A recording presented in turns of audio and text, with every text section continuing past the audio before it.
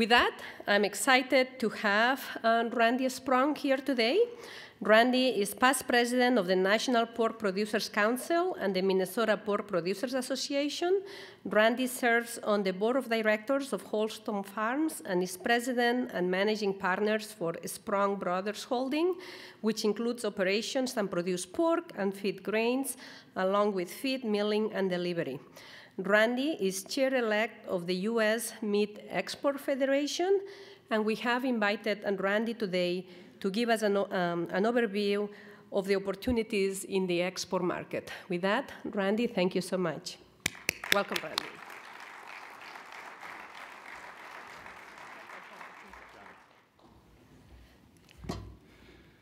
Konnichiwa. Hola.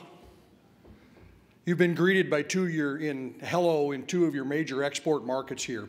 I'm going to give you a little run through on opportunities in export markets. I'm going to break my presentation into three separate specific areas. One, we're going to teach you a little bit of review as how trade is done in the United States, who's responsible for what exports of trades as we work towards moving our products into foreign countries. Then we're going to do a little look backwards to look forward. We've got a track record, a very good track record of exporting pork products out of the United States. And then finally, we're going to show you where we think the exports are. You're going to hear me talk about the 3 Ds: increasing demand through the diversification and differentiation. Diversification, creating more markets for our products, but also differentiating. We've done some studies here to identify what makes products out of the U.S. different from other exporting countries and how can we differentiate so that our product has access over another country. I just returned last week. It's called the Heartland Tour for the U.S. Meat Export Federation. We visited Korea and Japan last week. Very quick trip, 2 days in Korea, 2 days in Japan. Obviously, Japan been a long-term importing country for us. Korea is one of those that we most recently became full effect of our Korea Free Trade Agreement, where we are actually at 0 tariffs. And so we're going to go through and talk about these 3 markets here. On your right hand there, it's actually Gene Nome and myself. Gene's a representative from the Pork Checkoff. We're in a Costco store in Korea. Finding processed pork, a phenomenal product that we need to be able to look at so you can identify. In addition, when we were in Korea, we actually did a cooking methodology. We're looking for new markets for ribs. If you look at our cutout within the United States, we're having some issues with the middle meats, the loin, the rib complex, and the belly complex. And so we're looking worldwide where we can find additional markets for those products. Korea has been identified as one of those markets that we can actually do ribs. So Gene and I actually cooked baby back ribs for bloggers, for over 30 bloggers in country there, and they were actually blogging live as we were cooking and demonstrating for them in Korea.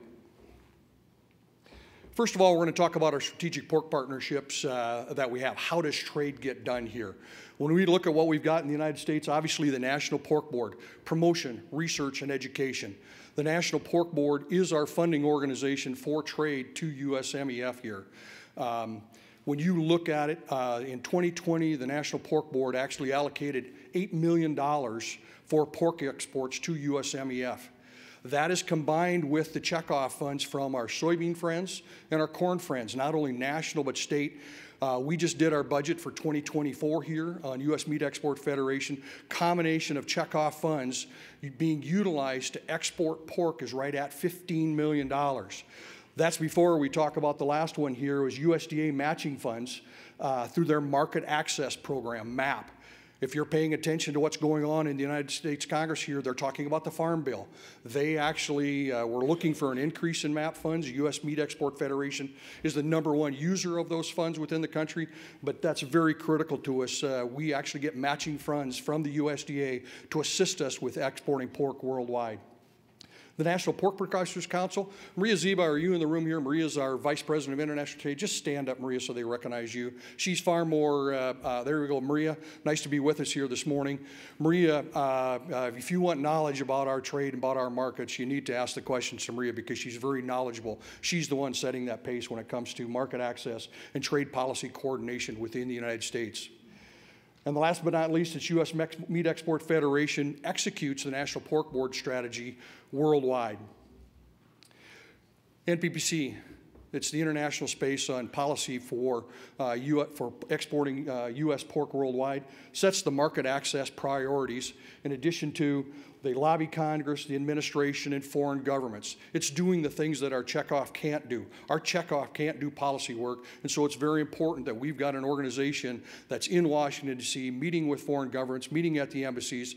Every time they just had their fly-in with producers, over 100 producers into Washington, D.C. They're lobbying Congress, and they're actually talking to the federal government, about those things that we need to facilitate trade worldwide. Pork checkoff mechanics, obviously our checkoff is 35 cents per $100 of value. As I stated earlier, this current year is about $8 million that were put into it, plus an initial $2 million to fund Apex, which actually is a research and international, to have consultants in international markets. And so it becomes a very important part, consumer focused, producer-led, directed by a board of directors, and actually with oversight by USDA APHIS. And last but not least, USMEF. I'm becoming chair of USMEF here. It's responsible for exporting beef, pork, and lamb worldwide. We have over 40 offices worldwide with in-country staff. It was great to see the staff that we have in Korea and the staff that we have in Japan here working on your behalf to actually market and promote U.S. products in these foreign countries here. So a quick how trade is done here. This is a trade slide that comes from NPPC that I think I saw every time we were at a board of directors meeting. It's very important to look at this here, and I think what really matters here in the take-home lesson, anytime that we have unfettered market access to a country, anytime that we have lower our tariff barriers and lower our non-tariff trade barriers, because of our competitiveness, we export pork. You can see that we started back in the early 1990s with Canada and Mexico. It was called NAFTA. It was actually renegotiated under the Trump administration, and it's now called CAFTA, U.S.-Mexico Free Trade Agreement here. We have unfettered access into Mexico and into Canada. They're very important trading partners, and they've been long-time trading partners. If you look at any one of those countries individually over those years, they've been phenomenal in the growth, and not only the value, but also the volume of product that we've exported to them here. You look in the mid-90s here, Peru and Dominican Republic CAFTA, one of the great leaps that we made was actually Korea, Colombia, and Panama. Those countries had very little exports to it. Once we got a free trade agreement with them, we're still continuing to benefit from those free trade agreements. And lastly, we would have the China Phase 1 agreement here, which has made a difference here. But I think the big take home here is we need free trade agreements. We need rules-based trading whereby we lower tariffs and non-tariff trade barriers. That's on the policy side. I'm going to be honest with you, the Trump administration and the current administration, they are not working on any free trade agreements currently here. And so that's disappointing because that's what we need, and you'll see it in my talk as we go on forward here. I think one of the take-homes is we export more product to the 20 countries that we have free trade agreements with than the rest of the world combined. It's a key component to understand that we need policy to be able to have unfettered access to these countries as we go forward here. U.S. pork producers are reliant on exports. In 2022, we exported 7.68 million metric tons of product to over 100 countries, and exports accounted for over $61 per value they had marketed as we look backwards. I think one of the things when we talk about is differentiation. And I think one of the things that we've identified through some of the studies that we've done is how do we differentiate our product from other countries' product. And I think one of the important ones is we need to exhibit to our customers what we stand for. This actually comes from our pork checkoff.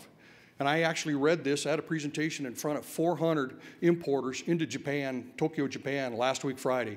And it shows clearly what we stand for. Pork is a protein essential for human health. Pig farming is a natural part of a sustainable, balanced environment. Pork production provides honorable, important work as a part of a food system, feeding and nourishing the world and connecting people and cultures through the enjoyment of nutrition. It's very important that we actually be able to stand for something to our customers and look towards to what we stand for as a pork-producing country. In addition, you're going to hear us talk about sustainability. This is something that's been clearly identified as something that can differentiate us from our competitors when we talk about exporting our product from the United States into other countries. What is sustainability? A holistic approach that begins with the we care ethical principles and showcases our commitment to continuous improvement in food safety, animal well-being, public health, environment, our people, and our communities. We've got a short video here that was used in Mexico to show you how we utilize that in foreign countries. To U.S. producers, less is more. Using 75% less land, 25% less water, 7% less energy, and 8% fewer carbon emissions over the past 6 decades. And we're still finding ways to minimize impact while maximizing our product. But behind the numbers is a bigger story. 60,000 of them, actually. The U.S. pork industry provides farmers with end-to-end certification and compliance programs for workers and operations, while developing a data infrastructure to track individual sustainability data toward our industry-wide goals. Because supporting U.S. pork farmers allows them to run each operation the way they know it should be done. And sustaining farmers ensures a sustained industry and planet going forward. Sustainability hits all the senses. Experience it with U.S. pork. Notice who's helping us sponsor this, the U.S. Soy and the National Corn Growers Association. Our corn and soybean farmers check off, realize how important their demand is to our demand, and so they're assisting us. And it's also that they're a key component in our sustainability. In other words, how we raise our corn, how we raise our soybeans is a huge portion of that sustainability message that we need to be able to have and tell to our customers in foreign countries. As you're seeing here, we are committed to earning trust. We need to be committed to earning and keeping our social license. We need principles, we need practices, we need the proof of what we're doing within the United States. That's what's going to gain us that public trust. That's going to continue us to have our social license. This is how we're going to differentiate among other countries when we come into an export market. Let's get into the meat of why I'm here this morning here and talk about, export opportunities. Obviously, in this room, we know that pork is the #1 consumed protein in the world. We compete up against chicken each and every other week. It's very unique. My friends in the beef industry that were along with me, they're at a 22-year low in their cow herd. They've reduced their herd because of drought in Texas and Oklahoma. Very evident in the amount of checkoff funding that we have going forward here. In my career with U.S. Meat Export Federation, I think I'm in my 8th year here. When we started, we were at about 35% of the funding in U.S. Meat Export Federation. Next year in 2024, we just did our budget. Pork is going to be the #1 funding organization within USMEF, and it's because of the decline in the checkoff funds available with the beef industry here. So we're going to have some opportunities here. We all in this room here know the price differential. It's at a record high. It's a 3-to-1, and so we really think there's going to be an opportunity for us here because of the declining supply in beef and availability to exports that actually some of the consumers will turn to pork. Pork per capita consumption around the world. It's pretty simple when you look at trade. If you really want to look at what do we need, what are those countries we look at when we want to have trade? #1, it's a large population. #2, look at their per capita consumption. #3, look at their domestic self-sufficiency. And then #4, look at the market access that we have into there. It's very clear to hear. Look at South Korea, where I was in there. A meat-loving society, 70 pounds per capita. You take Korea, it's 50 million people. We were in Seoul, 25 million people in that greater Seoul area there, 70 pounds per capita consumption. It was really great to see the market penetration that we had in there. Actually, we were in a cut wrap portion control plant. They're actually making HMRs, home meal replacements. You saw them taking U.S. pork along with vegetables, putting in and cryovacking it. You can literally go to a vending machine 24/7 and to be able to purchase U.S. product in a home meal replacement, about 15 to 20 minutes, and you got a meal for 3 to 4 people. Phenomenal, the development they have in the market. Obviously, Korea, you'll see here, is in our #5 position on our exports. We just came into our trade agreement, just came in full effect here, where we're entering that country without any tariffs and tariff trade barriers, so it's a very important market to it. So really, as you look across, Vietnam, If you're going to hear me talk about one of the countries that I think has the most opportunity, would be Vietnam. It could be another Korea in there. What's the problem with Vietnam? We don't have a free trade agreement with Vietnam. How many in the room know what TPP is? Trans-Pacific Trade Partnership. Trump administration removed us from that agreement early on his administration. Those countries that were in there formed CPTPP. They've continued to go on. Our neighbors to the north, Canada, our neighbors to the south, Mexico, are part of that. They can enter into Vietnam at a lower tariff rate than what we are. While Vietnam has lowered their rates because of ASF that's in the country, we still do not have the unfettered access and a zero tariff coming into Vietnam, and so we need to continue. The other country would be the Philippines, which is not up here. In my mind, those are the two of the countries that they're the golden baubles that we could really create another Asian country like South Korea when it comes to demand. Top pork producing countries should be pretty evident to everybody in the room that's here. Obviously, China, 5x the size of the United States, very important. So anytime there's a 1% change in production in China, it's equal to a 5% production in the United States. It's coming in second would be the EU, the roll-up of all 27 countries, used to be 28. Britain's been removed here now, so it's the 28 countries in the EU. Everybody in this room should know and be paying attention to what's happening in the EU. Their sow herd is declining. Multiple, I mean, whether it's single digits, 5%, 2 years in a row, but it's actually coming in multiple over the last 18 months into double digits. They're actually 2x the size of our sow herd when you look at it. So you start getting a 10% reduction in the EU, you know, it's worth a 20% reduction over here. They've also got some green initiatives in Europe, along with the disease issues that they're having in Germany and Poland with ASF. Their sow herd is declining. They are been our number one competition when we go into our foreign markets. When I was in Korea, I was in a cooler. Actually, the only two products that were in there are pork products.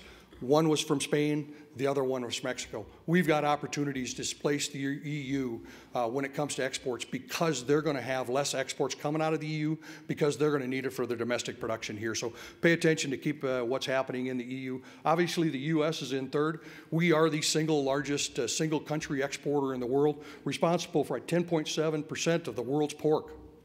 And the one that you need to pay attention to here is the last one is Brazil. Brazil is one of the few countries in the world here. They're projected to grow 7% in 2023 here, and they're projected to grow another 5% when it comes to 2024. In addition, they've actually gained market access to some of our markets. They've gained market access into Mexico. We are very concerned that they might displacing some of us when it comes to our neighbor to the south. And so pay attention to Brazil.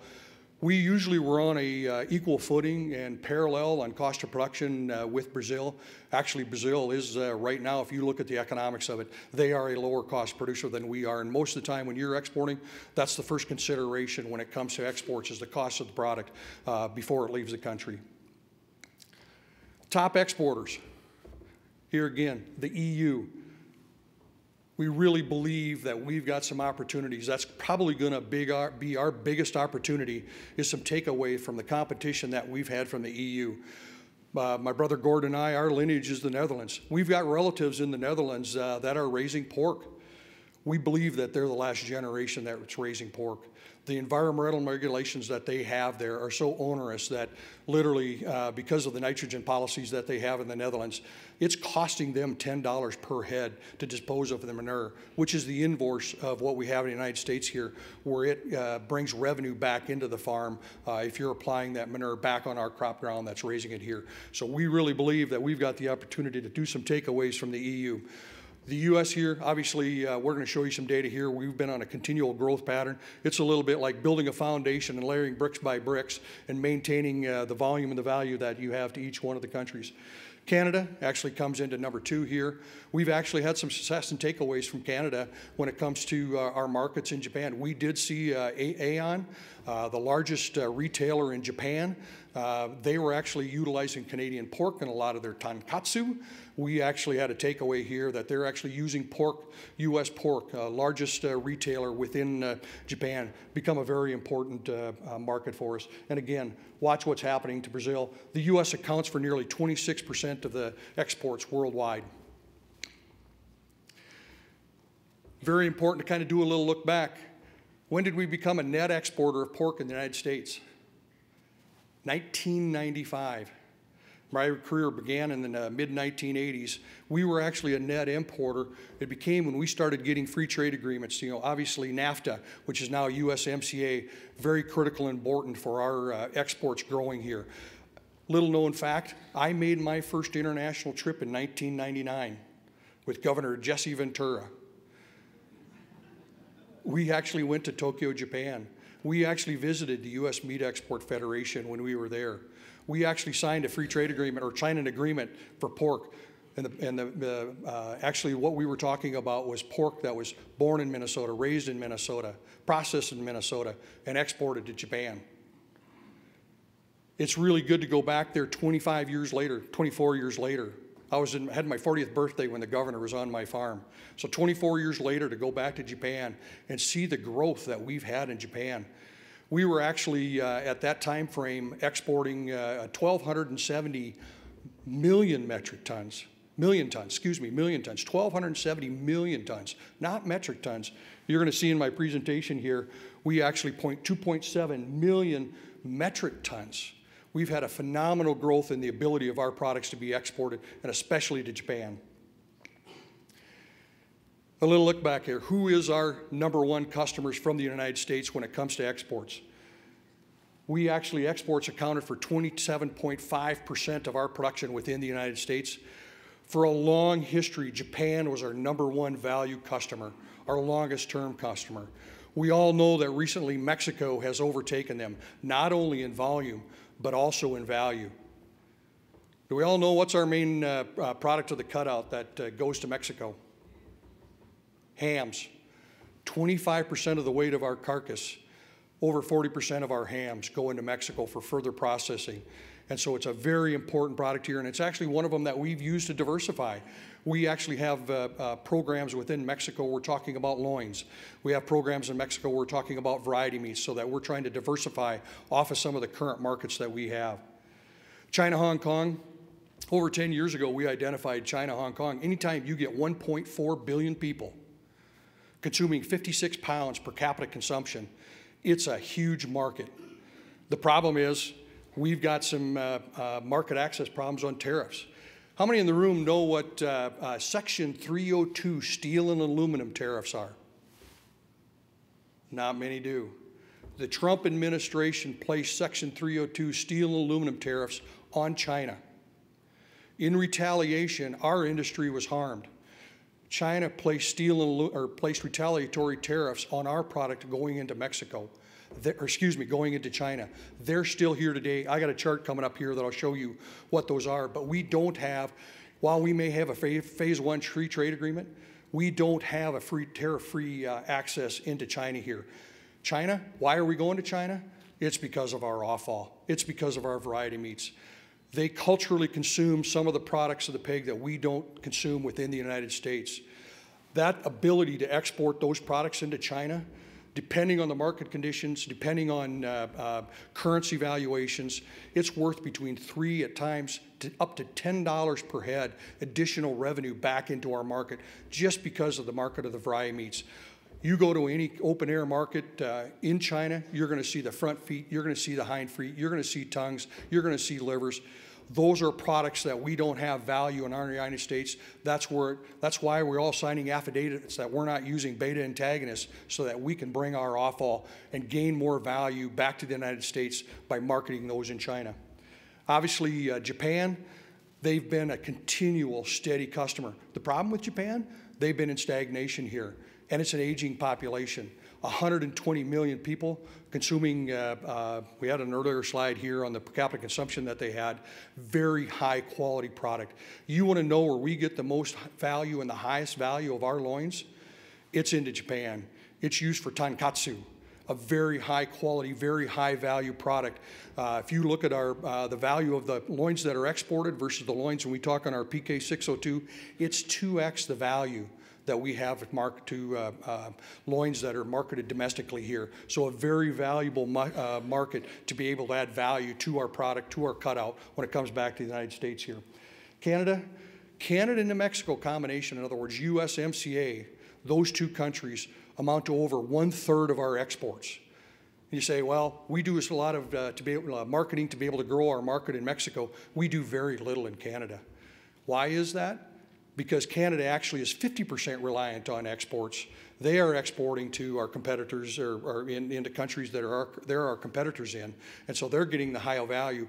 We're actually backfilling for their domestic needs through our retailers into Canada here. And so a very valuable customer between Mexico and Canada. Obviously, on the right-hand side of the screen here, those are more recent free trade agreements. Korea came from nothing 10 years ago. We're into full effect here, but for Korea, they're again, very high value destination, mainly for the picnics. It's for further processing. We saw our picnics being made into sausages and home meal replacements while we were in Korea, a very important product. And actually, one of the big things that we can have when you go to Japan, it's fresh pork.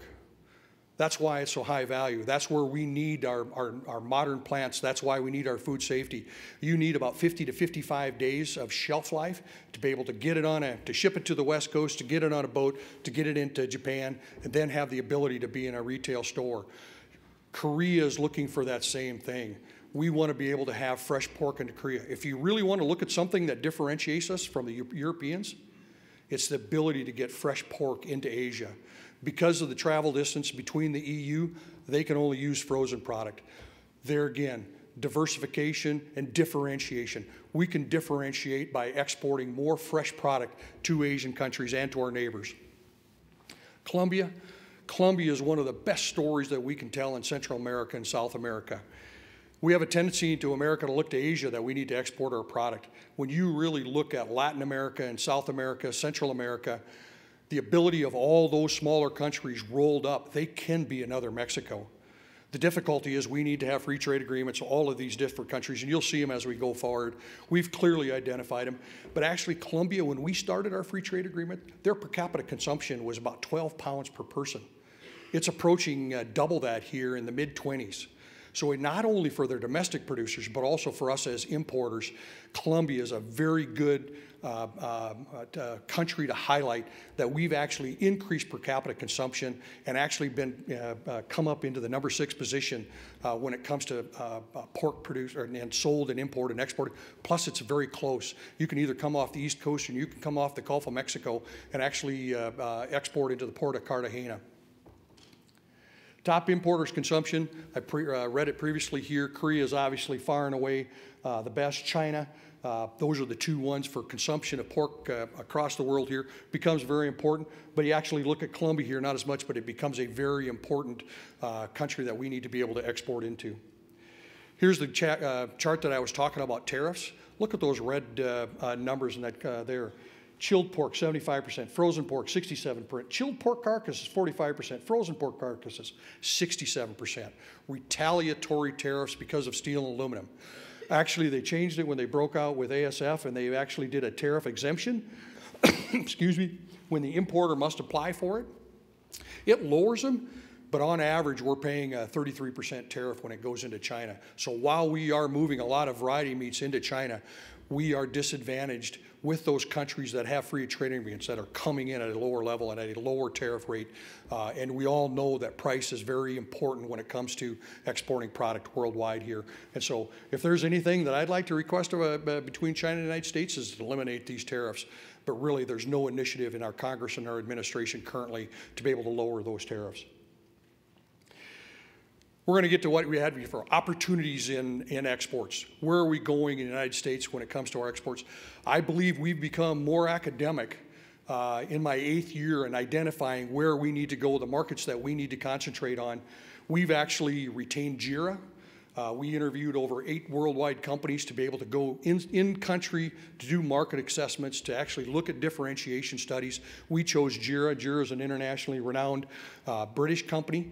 We actually sent them in country where they did consumer interviews. They did importer interviews. They actually did all the analysis of the country. You can actually have access to these at porkcheckoff.org if you request it. And so we are actually doing market assessments. You can see we did China, Vietnam, Philippines, Colombia, and Chile.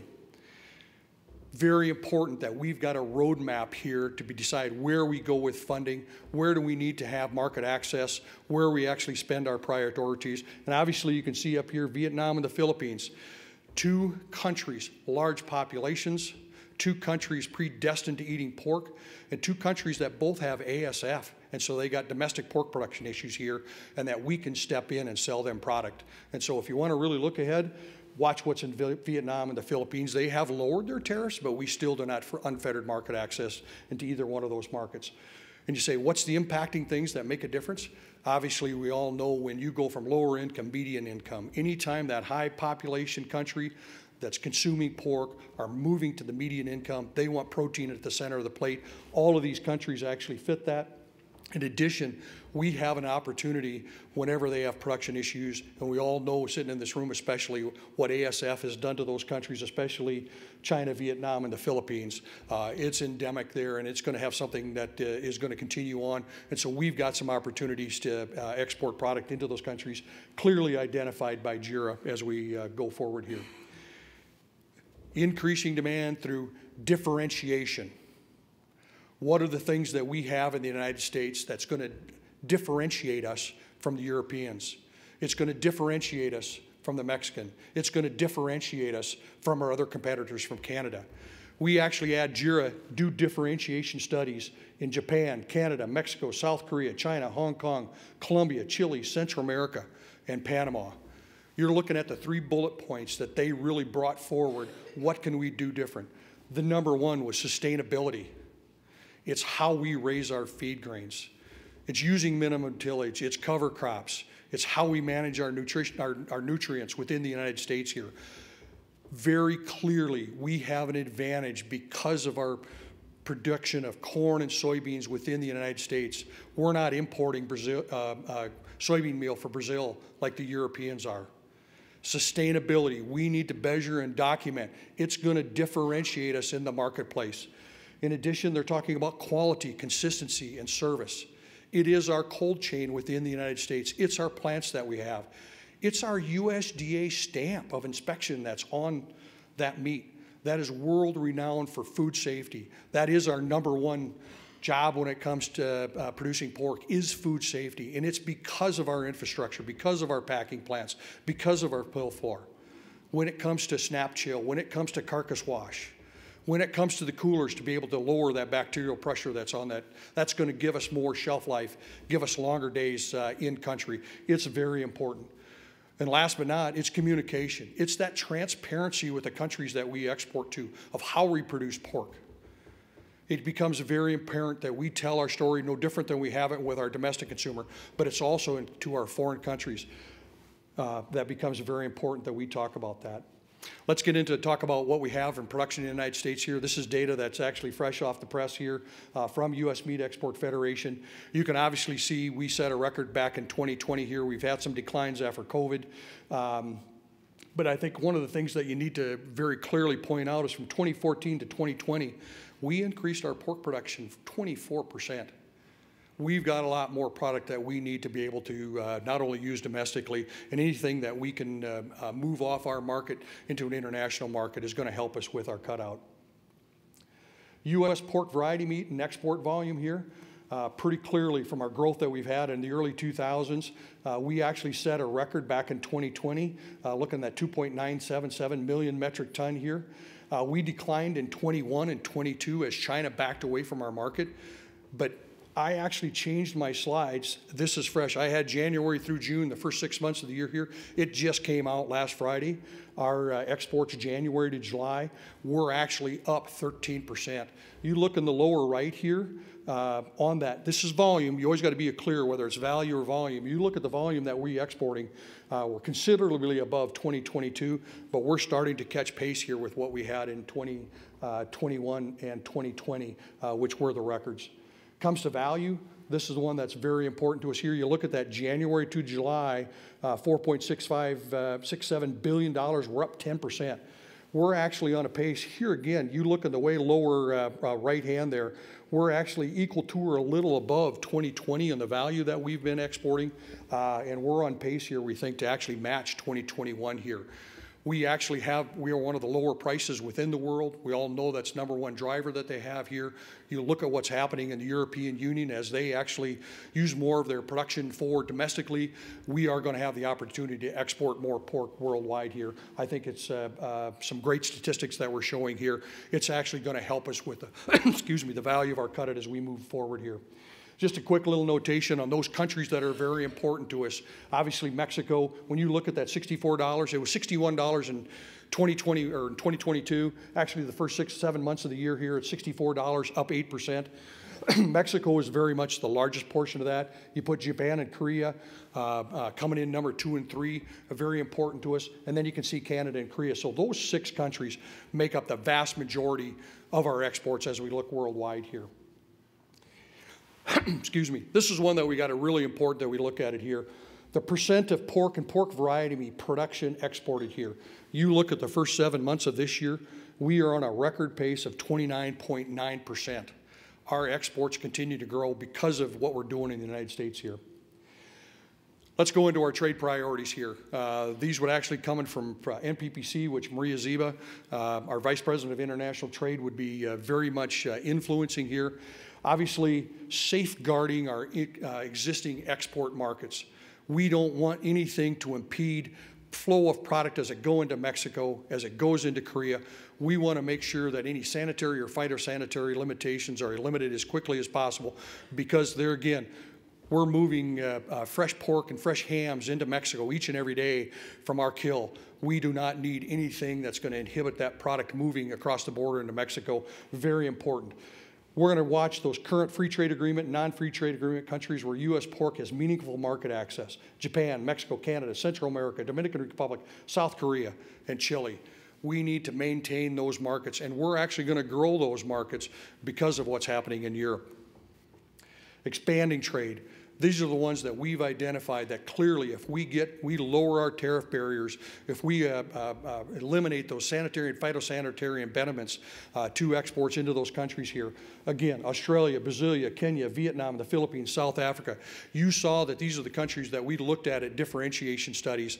It becomes very important that we actually use the lobbying efforts that we have in Congress and with the administration and with our foreign governments to actually have free trade agreements with these countries, that we can actually have unfettered access to these countries. We're hopeful that we would get free trade agreements that there again, once we lower and go to zero tariffs, that we can increase the value of our products by exporting into these countries. There's really only 2 things that are happening here with our current Biden administration, 2 agreements here. One is the Indo-Pacific Economic Framework, IPEF. It's really only working on the rules-based portion of it. It's not doing anything when it comes to the tariff-based. And so it's really the tariff reductions that really, when we can have no tariffs coming into the country, that can really have a large impact on our exports. In addition to the 21st century U.S.-Taiwan framework, we all know what's happening geopolitically with China and Taiwan. Taiwan actually has a restriction on us with beta antagonists. We actually are hopeful here that on that rules base that there again, they can play by the rules and allow our product in. Even though we've all signed affidavits that we're using beta antagonists, they're using beta antagonists and ractopamine as a trade inhibitor on product coming into Taiwan. So. In addition, working with international or national and international organizations, Codex, the WTO, the FAO, Food and Agriculture Organization, World Organization of Animal Health, and the International Meat Secretariat. These are actually interactions that we have on an international level here. I know the International Meat Secretariat is meeting in the Netherlands here, first meeting they've had here since COVID. It's very important that as an industry that we are participatory, and a lot of staff actually go, especially when it comes to the World Animal Health Organization, has become very important.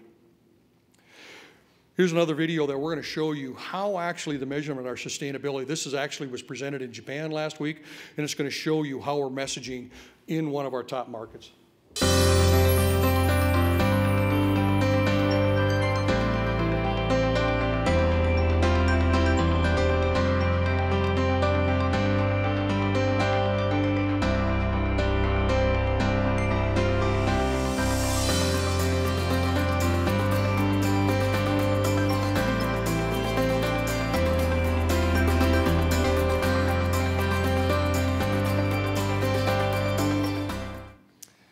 U.S. pork, Japan's #1 choice.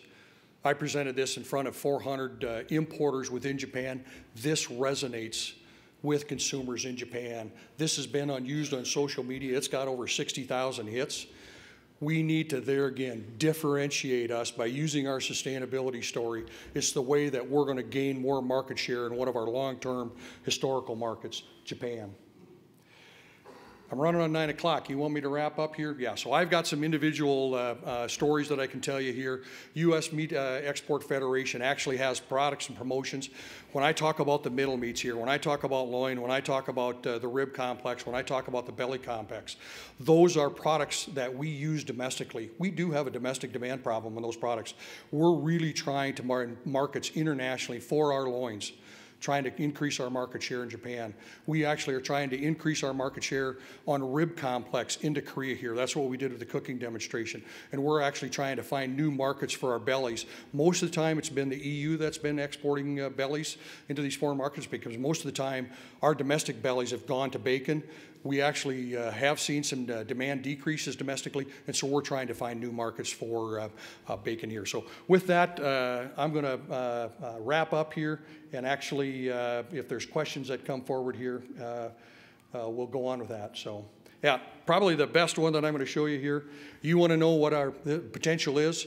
We're going to continue on that same path and that same timeline. We're going to have our pork exports from 1995 to 21 with projection to 25. We've got an opportunity to export more of our product internationally, but we need to diversify and we need to differentiate. With that, thank you very much.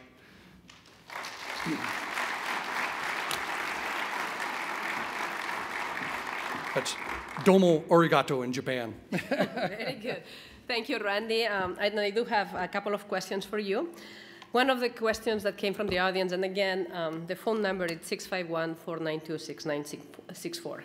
So how can U.S. pork producers convince other countries to create free trade agreements when we cannot convince our own U.S. government and elected officials to value the free trade agreements? And related to the same question is, are you aware of any efforts by the current administration to reverse some of the prior administration trade policies? It's an excellent question to have. If we had an answer to that one, we'd actually be negotiating free trade agreements. Feel free to reach out to Maria Zebu when she's in the audience here. Obviously, I serve on APAC, which is Ag Policy Advisory Committee. I have a government security clearance that I answer directly into the Secretary of Agriculture and Kathleen Tai, our U.S. Trade Representative Office. Anytime I'm in Washington, D.C., that's exactly what our proponents are. We want to be able to lower those tariff barriers when it comes into China. We want free trade agreements with Vietnam and Mexico. We had a perfect opportunity when it came to TPP, but obviously our President Trump, or the Trump administration, removed us from that. My mind, that was a very disappointing. We do have a free trade agreement with Japan here that is really on par with what those countries are within TPP, but obviously Mexico and Canada, and that's one of the reasons why some of our volume is going to those two countries, because they have access to some countries that we don't. So we're working hard on to be able to have that. That's what actually Maria Zebu does each and every day, pressing our administration, pressing Kathleen Tai, our U.S. Trade Representative Office, pressing. Like I said, they just had 100 producers into Washington, D.C., talking to their congressman, really advocating. It's one of the things you can all do in this room here, saying that, hey, how important free trade agreements are to our industry and having the ability to have unfettered access on exports. Thank you, Randy.